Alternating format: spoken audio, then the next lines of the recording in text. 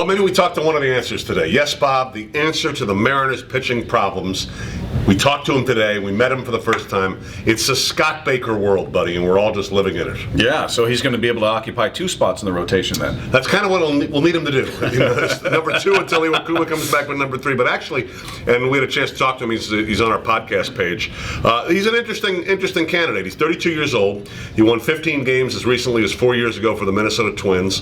Had an injury, missed the full season. Tried to come back last year with the Cubs. I think paid him about $5.5 million. Elbow, he said, was bothering him tremendously in spring training. So said, why fool around with this? I'm going to have the Tommy John surgery. He had it. And now he's back and potentially better than ever. He's a sleeper for the Mariners because he is coming off an injury, obviously, and missing 2 years.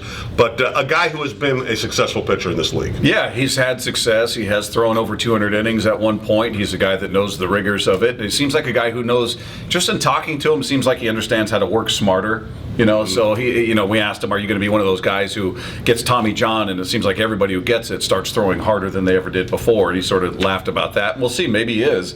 But the one thing about that surgery, as we've seen, is it's not a career ender the way it used to be. Right. Some guys do bounce back better than others, but there is hope. I mean, listen, the reality is you're hoping this guy can find the form that he had prior to the injuries because you desperately need him. There aren't what feels like a ton of options outside of the ones we know about with Felix, Iwakuma, who's going to start late. He's going to be set back. Taijuan Walker, who's had some issues and held out a couple days here, a couple days there.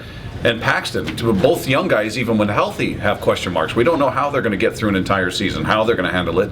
So you need some level of veteran presence in there in Baker or Randy Wolf. And it's he seems to be pretty confident that he can contribute every 5th day, and I hope he's right. Yeah, I do too. And he was on some pretty good Minnesota Twins teams too. So wasn't just a guy who produced some numbers, but was a guy who was a factor on a good team. So yes, the Scott Baker era begins, and we couldn't be more excited.